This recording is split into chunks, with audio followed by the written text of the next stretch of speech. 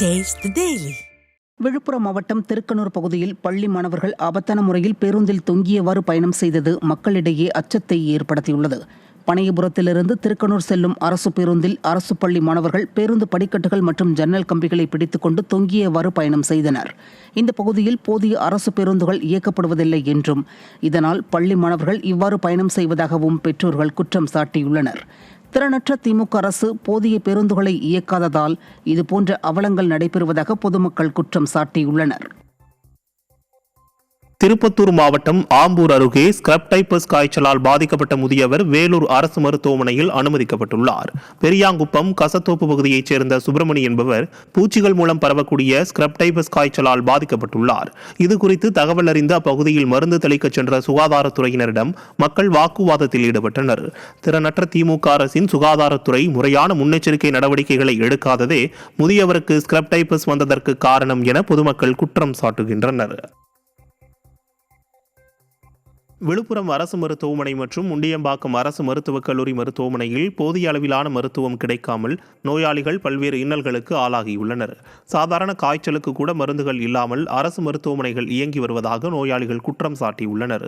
மக்கள் மீது துளியும் அக்கறை இல்லாத விடிய அரசின் சுகாதாரத்துறையால் நோயாளிகள் மருத்துவம் கிடைக்காமல் உயிரை இழக்கும் நிலை ஏற்படுவதாக பொதுமக்கள் வேதனை தெரிவிக்கின்றனர். குழந்தைங்கள்லேருந்து பள்ளி மாணவர்கள் பெரியவர்கள் இப்போ கடுமையான காய்ச்சல் வருது, சளி இருக்குது. கிட்டத்தட்ட ஒரு வந்ததுன்னா ஒரு 10-15 நாள் இருக்குது. இது அரசு மருத்துவமனையில் போய் கேட்டாங்கன்னா பார்த்தீங்கன்னா ஒரு 2 நாள் 3 நாள் மருந்து மாத்திரை கொடுக்குறாங்க. அதுக்கப்புறம் எந்த ஒரு ரெஸ்பான்சிபிளும் இல்லை. இதுக்கப்புறம் பார்த்தீங்கன்னா தொடர்ச்சியான சரியான மருந்து மாத்திரை இல்லை. நீங்கள் ஒரு அலட்சிய போக்காகவே இருக்குது. விழுப்புரத்தில் ஒரு மருத்துவமனையில் பார்த்தீங்கன்னா ரொம்ப அலட்சிய போக்காகவே இருக்குது. இதெல்லாம் பார்த்தீங்கன்னா சுகாதாரத்துறை இருக்குதா இல்லை தூங்கிட்டு இருக்கானே தெரியல. இது உடனடியாக நடவடிக்கை எடுத்து தொடர்ச்சியாக 10-15 நாள் அதாவது பள்ளி மாணவர்கள் நிறைய இதில் பாதிக்கப்பட்டிருக்காங்க.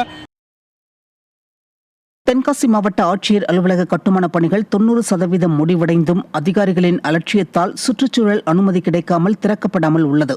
இதனால் மக்களின் வரிப்பணம் வீணடிக்கப்படுவதாக பொதுமக்கள் குற்றம் சாட்டுகின்றனர்.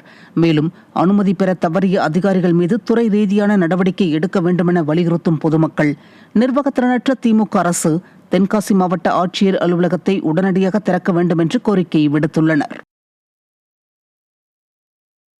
அடுக்குமாடி குடியிருப்பு வேண்டாம், தனி வீடுதான் வேண்டுமென புலம்பெயர் இலங்கை தமிழர்கள் திருவண்ணாமலை மாவட்ட ஆட்சியரிடம் மனு அளித்தனர்.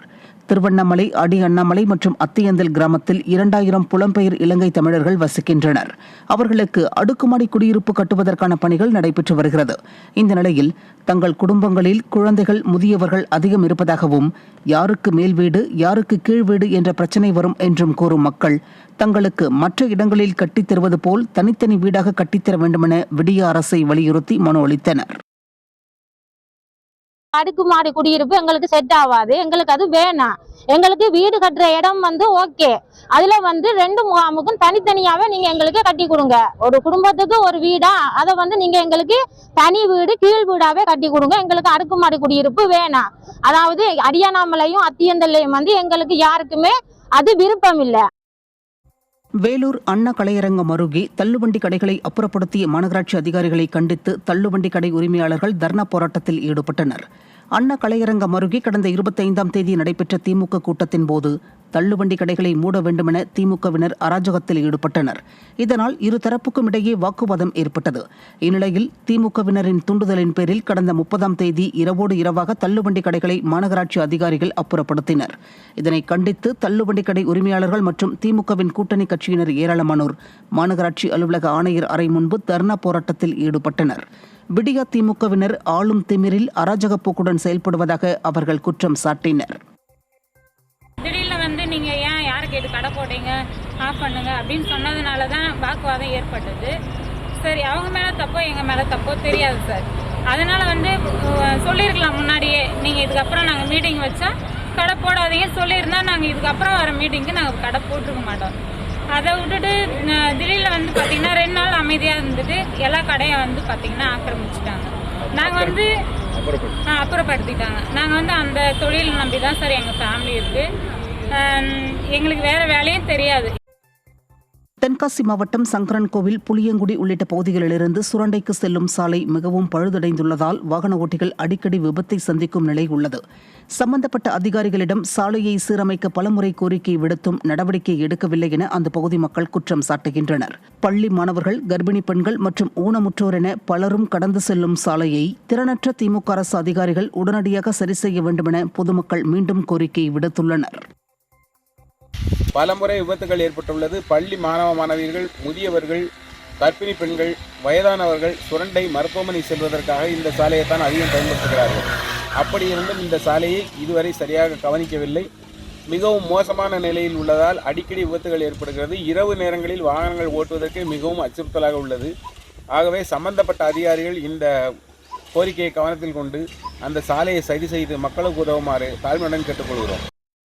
தமிழகம் முழுவதும் பல்வேறு பகுதிகளில் தமிழ்நாடு கிராம ஊழியர் சங்கம் சார்பில் கிராம உதவியாளர்கள் பல்வேறு கோரிக்கைகளை வலியுறுத்தி போராட்டத்தில் ஈடுபட்டனர். திருவள்ளூர் மாவட்டம் பூந்தமல்லி தாசில்தார் அலுவலக வளாகத்தின் முன்பு போராட்டத்தில் ஈடுபட்ட தமிழ்நாடு கிராம ஊழியர் சங்கத்தினர், கிராம உதவியாளர்கள் இறந்துவிட்டால் அவர்களது வாரிசுகளுக்கு கருணை அடிப்படையில் வேலை வழங்கிட வேண்டும், கிராம உதவியாளர்களை பல்வேறு மாற்றுப் பணிக்கு பயன்படுத்தி வருவதை நிறுத்திட வேண்டும் உள்ளிட்ட 6 அம்ச கோரிக்கைகளை வலியுறுத்தினர். மேலும் திறனற்ற திமுக அரசை கண்டித்து கோஷங்களை எழுப்பினர். அரியலூர் மாவட்டம் ஜெயங்கொண்டத்தில் தாலுகா அலுவலகம் முன்பு காத்திருப்பு போராட்டத்தில் ஈடுபட்ட கிராம ஊழியர்கள் சங்கத்தினர், விடியா திமுக அரசு தேர்தல் அறிக்கையில் கூறிய ஓய்வூதிய திட்டத்தை அறிவிக்க வேண்டும் உள்ளிட்ட 5 அம்ச கோரிக்கைகளை வலியுறுத்தினர். திறனற்ற திமுக அரசுக்கு எதிராக கண்டன முழக்கங்களை எழுப்பினர். நாகப்பட்டினத்தில் வட்டாட்சியர் அலுவலகம் முன்பு கிராம ஊழியர் சங்கத்தினர் பல்வேறு கோரிக்கைகளை வலியுறுத்தி காத்திருப்பு போராட்டத்தில் ஈடுபட்டனர். பல்வேறு பொய் வாக்குறுதிகளை கொடுத்து ஆட்சிக்கு வந்த விடியா திமுக அரசை கண்டித்து கண்டன கோஷங்களை எழுப்பினர். செங்கல்பட்டு மாவட்டம் அச்சரப்பாக்கம் அருகே புதிதாக கட்டப்பட்ட நவீன எரிவாயு தகனமேடை கட்டிடத்தை உடனடியாக திறக்க வேண்டுமென அப்பகுதி மக்கள் வலியுறுத்தியுள்ளனர். அச்சரப்பாக்கம் பேரூராட்சியில் 1,36,00,000 ரூபாய் மதிப்பீட்டில் நவீன எரிவாயு தகனமேடை கட்டிடம் கட்டி முடிக்கப்பட்டு 1.5 ஆண்டுகளுக்கு மேலாகியும் திறக்காமல் விடியா திமுக அரசு கிடப்பில் போட்டுள்ளது. இதனால் நவீன எரிவாயு தகனமேடை கட்டிடம் மது பிரியர்களின் கூடாரமாக மாறியுள்ளது. எனவே நவீன எரிவாயு தகனமேடை கட்டிடத்தை உடனடியாக திறக்க வேண்டுமென அப்பகுதி மக்கள் விடியா திமுக அரசை வலியுறுத்தியுள்ளனர். ஒரு மழை காலங்கள்ல இங்க சங்கு தீர்த்த குளம் எதிர்க்க இருக்குது.